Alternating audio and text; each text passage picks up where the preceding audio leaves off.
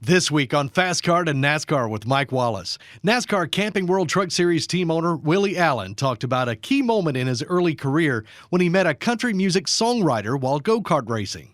Well, so I was helping my father-in-law a little bit, and then as I was racing go-karts, I met a guy named Wendell Mobley, a real famous songwriter. At the time I met him, he hadn't had any number one hits.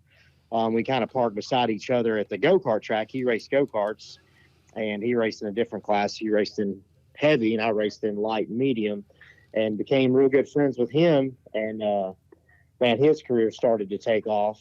His first hit was Kenny Chesney, How Forever Feels, and got to go to the number one party with that deal. So he turned a good friend. We were online racing, and it just, man, his career started taking off. So that, opened our eyes to, hey, why don't I help you? He started helping me in the go-karts, Oh, that was cool then, right? A lot of yeah.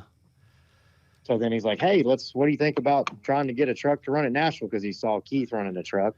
So I'm like, sure, let's do it. I want to, as a kid, you want to drive anything. And I can remember at that time, I was 17 or 18. And, all the old veterans at the fairgrounds, like, this kid's coming out of go-karts, they were all scared to death. Like, I'm way young. Everyone else is in their late 20s, probably the next youngest guy.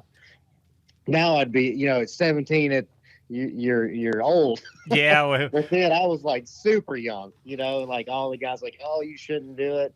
You're too young. You don't need to come up here and run a truck. And that lets we went up there in the first race. I finished 6th on one of those TNN races that was on TV. There's much more to this interview. To hear the entire show, visit speedsport.com or wherever you get your favorite podcast.